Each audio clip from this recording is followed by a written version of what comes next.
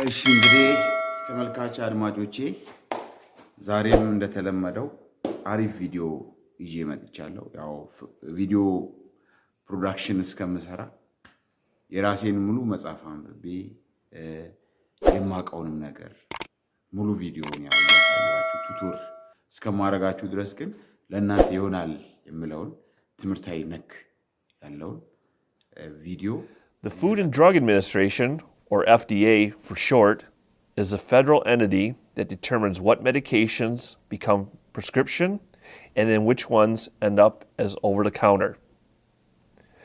When a medication becomes over-the-counter, it is no longer really considered a drug by the FDA.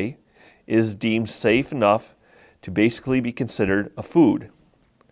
The FTC, or Federal Trade Commission, regulates advertising for over-the-counter medications.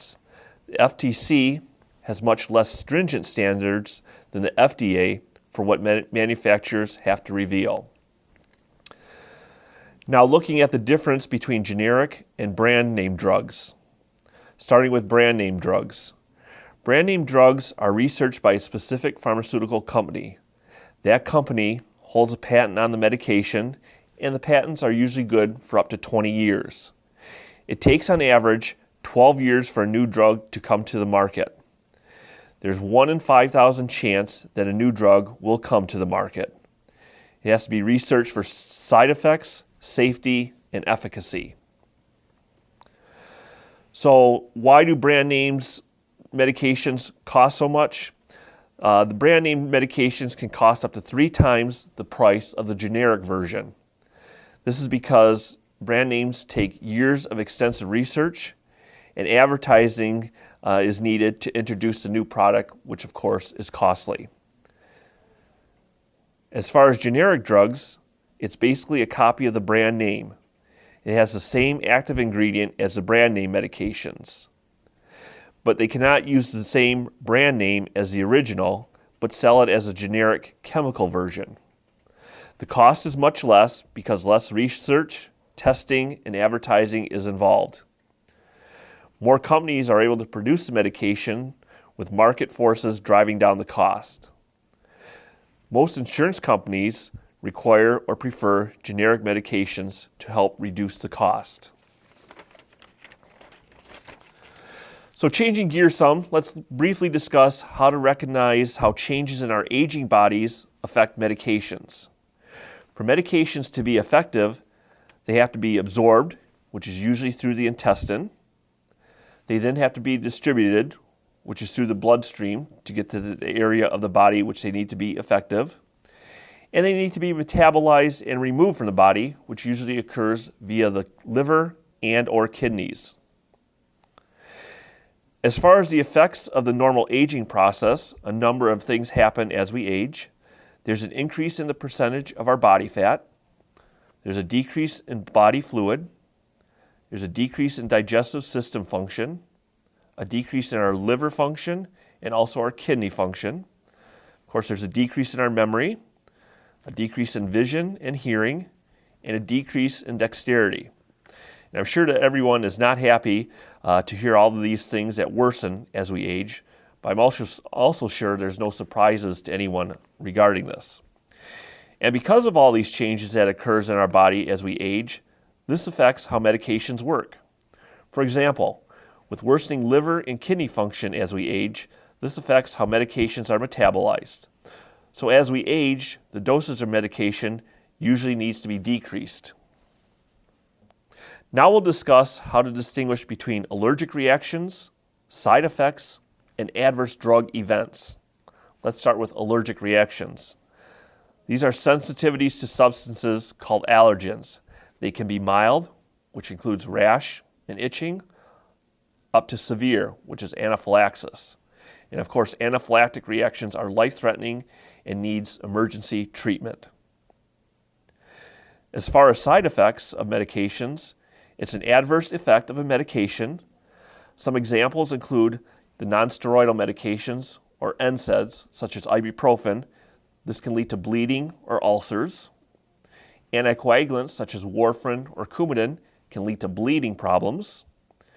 Benadryl or diphenhydramine, which you can get over the counter, can lead to drowsiness, and many antibiotics can cause diarrhea.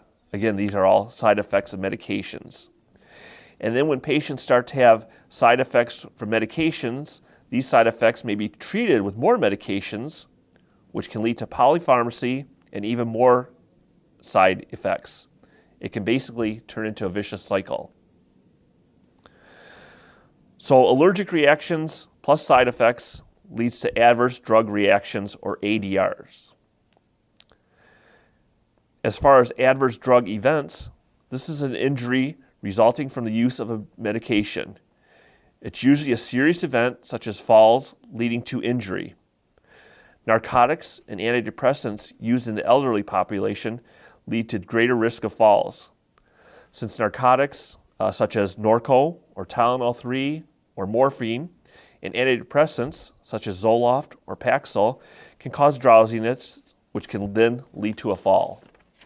So moving on to how to avoid common drug-drug and drug-food interactions. Interactions occur when a drug or food interacts or interferes with another drug. This alters the way the medications act in the body or cause unexpected side effects. Medications involved can be prescription medications, over-the-counter medications, and even herbal products. This can be an interaction affecting how a medication is absorbed or how a medication is metabolized by the liver or kidneys. Some common drug-drug interaction examples include aspirin and warfarin or Coumadin. Aspirin and warfarin both increase the risk of bleeding, so putting them together really increases the risk of bruising and bleeding. However, many of our patients need to be on both warfarin and aspirin to prevent a stroke, so the bleeding and bruising may occur. Another example of drug-drug interactions includes antacids and certain antibiotics. Antacids may not allow antibiotics to be absorbed in the gut, and therefore the antibiotic becomes less effective or not effective at all. Another interaction can be ginkgo biloba and warfarin or Coumadin. Ginkgo biloba may affect how warfarin is metabolized by the liver, which can therefore increase the risk of bleeding. Common drug-food interactions include calcium-rich dairy products, antacids, and vitamins containing iron can all decrease the effect of antibiotics, especially tetracycline. Again, they don't allow the antibiotics to be absorbed. Grapefruit juice, I'm sure you've heard of, and certain medications can cause an interaction. Grapefruit juice can inhibit enzymes in the liver involved in drug metabolism, and thereby increase the effect of these medications. Some examples of interactions with grapefruit juice include the statin medications that are used for cholesterol, such as lovastatin, atorvastatin, and simvastatin. Also, the calcium channel blockers for hypertension can be affected by grapefruit juice.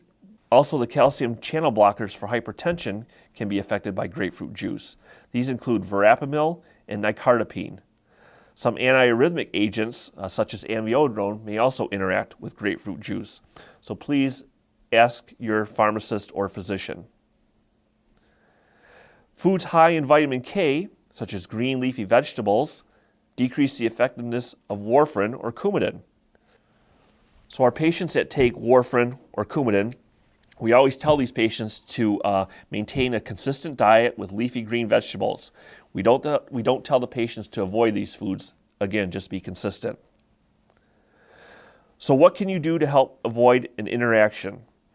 You want to thoroughly read the labels of all your medications, again, both prescription and over-the-counter. You want to make sure you know the benefits as well as the potential risk of all of your medications. Look specifically for the section warnings on the labels of over-the-counter medications. Talk to your physician or pharmacist before taking any new medications, again, whether prescription or over-the-counter. Find out if they are safe with any of the medications you are currently taking, again, prescription, over-the-counter, herbal products, or vitamins. You also want to try to keep an accurate list of all the medications you take, including dose and frequency of both prescription and over-the-counter medications. Use one pharmacy for all of your family's prescriptions and over-the-counter medication needs.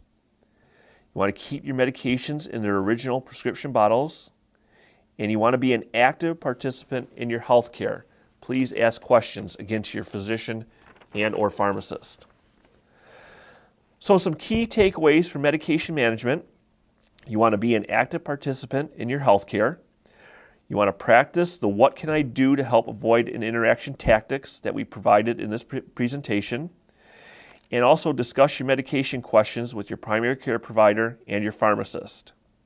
If you don't have a primary care provider, please call Mid-Michigan Healthline at 800-999-3199. እሺ አድማጮቼ ይህ ቪዲዮ እንደተመቻችሁ እርግጠኛ ነኝ እንደወደዳችሁም ተስፋ አድርጋለሁ